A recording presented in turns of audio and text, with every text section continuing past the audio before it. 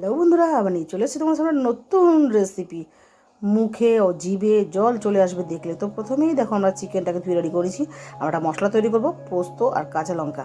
তো দেখো এবার আমরা চিকেনটার মধ্যে কাঁচা সর্ষের তেল দিলাম, পেঁয়াজ দিলাম, টমেটো দিলাম, আর দিলাম আমরা আদা বাটা। তার মধ্যে দেবো টক দই 2 চামচ মতো, আর জিরের গুঁড়ো, লঙ্কার গুঁড়ো, হলুদের গুঁড়ো দিয়ে আমরা বেশ করে মেখে আধা ঘন্টা ঢাকা দিয়ে রেখে দেবো। এদিকে আমরা কড়াইতে সর্ষের তেল দিয়ে পেঁয়াজ 2খানা মতো পেঁয়াজ দিয়ে হালকা করে ভেজে মাংসটাকে ছেড়ে দেবো। ছেড়ে দিয়ে নাড়াচাড়া করার পরে আমরা একটা শুকনো মশলা তৈরি করবো একটা বাটিতে। জিরের গুঁড়ো, কাশ্মীরি লঙ্কার গুঁড়ো, ঝাল লঙ্কার গুঁড়ো, আর দেবো আমরা হলুদের গুঁড়ো।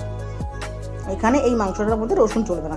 দেওয়ার পরে ওই জল দিয়ে গুলে শুকনো মশলাটাকে দিয়ে নাড়াচাড়া করে আমরা আলুটাকে এবার তারপরে দেবো, অনেক পরে আলুটা দেবো, কেটে রাখা ছিল। দেওয়ার পরে আমরা যে পেস্টটা করেছি পোস্ত আর কাঁচা লঙ্কা, ওই মশলাটা আমরা দিয়ে নাড়াচাড়া করে দেখুন ফুটে উঠেছে। চাপা দিয়ে বেশ মিনিট 20 মতো নাড়া দিয়ে দেখুন আমাদের পুরো হয়ে এসছে।